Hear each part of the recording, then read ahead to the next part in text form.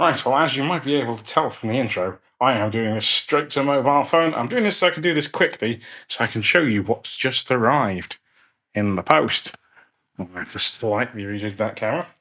Right, here we have the Acorn Electron, and its incredibly rare add-on that every Acorn Electron owner in the day wanted, the +3.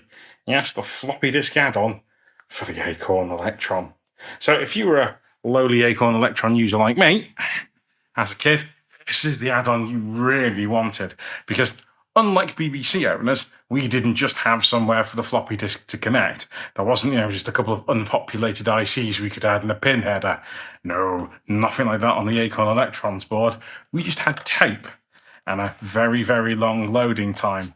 But this came from Acorn and would give us 3.5-inch floppy drive, which is a little different to the BBCs that, of course, had a 5.25-inch drive. And there's another big difference. Whereas the BBC, by default, you had the DFS-ROM, the disk filing system. We had the ADFS filing system for the +3. Now, that's the thing that most people would have probably used with the BBC Master, and it gives you a full hierarchical directory structure, as in you can have like subdirectories and everything. And we would get that with the BBC. Well, with the Acorn Electron, the +3, I should say. Now, by default, the BBC Micro didn't actually have a disk interface. It was something you added on, or the dealer added on for you, although almost every school seemed to have a floppy drive interface. So if we have a little look around the back, you'll see we've got this connector here, which allows,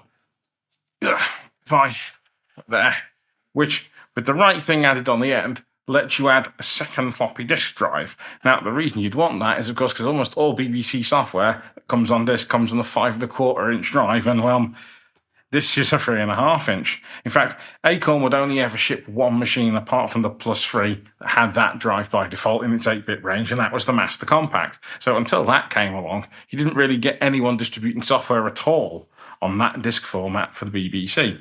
But with the right adapter there, you can add the 5.25-inch drive and make use of the 80 and 40 track discs. You'll also see we've got another edge connector there. That's so you could add the regular +1. So that's just a repeat of the connector that's in the back of the Acorn Electron. It's essentially just a pass-through. So you have the +1, the bit that gives you the joystick port, a printer port, and 2 ROM cartridge slots that, there's never really a lot of software for. A bunch of add-ons made use of it. You would put in the cartridge slot in the top, which would turn this thing into quite the length of machine. The other thing I got with this that's quite a little bit chunk and different from what most Acorn Electron users get is this much bigger power brick. Wow, that bang didn't come through too loudly. Now, the reason you need this power brick is it's twofold. Firstly, floppy drive blocks the original power port because it's in there, and this one connects to the power port on the back of the +3. And you need the extra oomph that this provides because we've got to power the disk drive from it as well as the Acorn Electron itself. So this power port on the side, that replaces the one that's on that side and that power input. Apart from that, the connectors on the side remain the same. This is just a regular Acorn Electron. And there's no other additional connectors on the side of there or on there. It's just that expansion port there for disk drive number 2. Assuming you can afford to buy one of those as well. And your original pass-through for the edge connector for the expansion port. Right. Now, I've not got everything all set up just to power this up at the moment, and I'm trying to keep this as a very quick, look at the thing I just got video, because that'll be fun. We did also get the manual with it, which I've not actually had a good chance to look through, but that shows you how it gets installed, including the 2 little screws you get with it that lock it in place. So yes, there's no risk of this thing just coming off the back of the machine and killing it while it's in use. It's not a ZX80 or 81.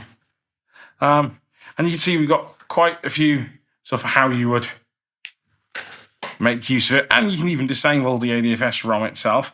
You can get a DFS ROM in here as well, not that it comes with one, which means that if you add that second disk, you can actually access regular BBC micro disks. But as you can see, it's showing off the whole hierarchical filing system thing there.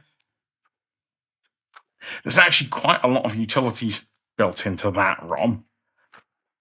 Just going through. Here are the programs you get as well with it. I've not got that disk, unfortunately, but I've got access to all those commands. And of course, with it being a thing from Acorn in the 80s, it starts going through all the implications for memory addressing and how you do programming with the thing, which is really quite cool. Here's the summary of all the things. Here's all the entry points for the routines if you want to be one of those assembler programmers. Yeah, here's the memory structures it starts to bring back, which is all quite cool. I think we're going, yeah. Here are all the put and get.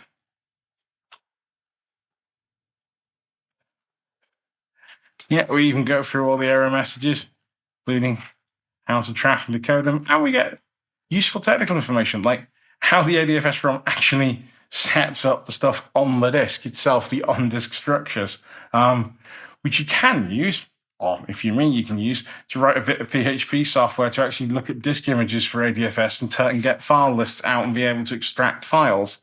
So I'm using that Acorn file server I wrote for the disk image handling.